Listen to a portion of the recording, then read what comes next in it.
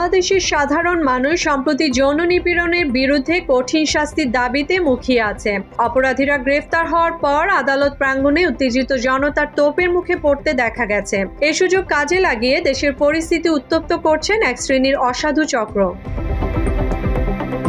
যশোরের মনিরামপুর উপজেলার হরিনগর গ্রামের সুমাইয়া ইয়াসমিন কুলসুম 16 মার্চ দুপুরে কুলসুম তার 2.5 বছর বয়সী শিশুকন্যার সাথে শাসা উপজেলার নাভারণ থেকে মনিরামপুর ফিরছিলেন। পথিমধ্যে দুপুর 12:30টার দিকে গদখালি ফুলবাজারে তিনি বাস থেকে নেমে একটি দোকানে বসেন। তাকে দেখে অসহায় মনে হলে স্থানীয় ব্যবসায়ীরা তার কাছে বিভিন্ন তথ্য জানতে চান এবং তাকে সাহায্য করতে চান, কিন্তু ওই মহিলা কোনো সাহায্য নিতে রাজি হননি। আমি জিজ্ঞেস করলাম যে এখানে কি কথা, এখানে আসলে আমার একটু দরকারি, আমি কি দরকার, তো আমার দোকানে তো পাওয়া যাবে না, আমি টাকা পাবো কে টাকা, তবে নিজের বললো না। পরে বাজারে আমিনুর টি স্টোরে আটারত গদখালি ইউনিয়ন ছাত্র দলের সাধারণ সম্পাদক আল মামুন হোসেন বাপ্পি, দপ্তর সম্পাদক ইয়াসিন আরাফাত, জাবেদ হোসেন ও দোকানি আমিনুর রহমান ওই মহিলার কাছে গিয়ে অনেকক্ষণ কথা বলে ও হাসি তামাশা করে বলে জানায় স্থানীয় অপর ব্যবসায়ীরা। কিছুক্ষণ পর ওই নারী বাজার থেকে ইয়াসিন আরাফাতের মোটরসাইকেলে করে বাজার ছেড়ে যান। এই মহিলা আসলে খুব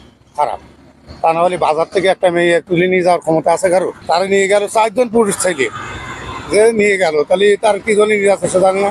ওই নারী জানান ওই সময় তিনি ওই 4 যুবকের সাথে 4000 টাকা চুক্তিতে দেহ ব্যবসায় রাজি হন। এক পর্যায়ে ফুলবাজারের পাশে বেলেমাঠ নামক স্থানের একটি লিচু বাগানে গিয়ে অনৈতিক সম্পর্কে লিপ্ত হন। তবে চুক্তির টাকা পরিশোধ না করায় ওই নারী জাতীয় জরুরি সেবা 999 নাম্বারে কল দিয়ে যৌন নিপীড়নের অভিযোগ করেন।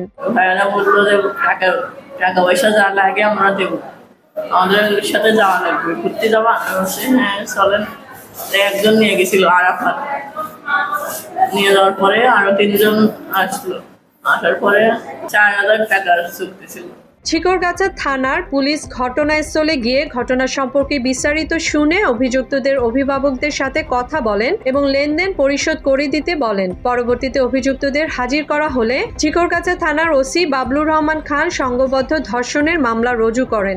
ওই মামলায় গদখালি ইউনিয়ন ছাত্র দলের সাধারণ সম্পাদক পটুয়াপাড়া গ্রামের শরীফুল ইসলামের ছেলে আল মামুন হোসেন বাপ্পি, দপ্তর সম্পাদক পটুয়াপাড়া গ্রামের ইয়াসিন আরাফাত, বেলেমাঠ গ্রামের জাবেদ হোসেন এবং পটুয়াপাড়া গ্রামের আমিনুর রহমানকে গ্রেফতার দেখানো হয়েছে।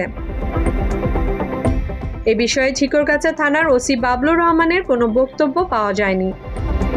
মুসলিমা জাহান মিতু, বাংলা এডিশন।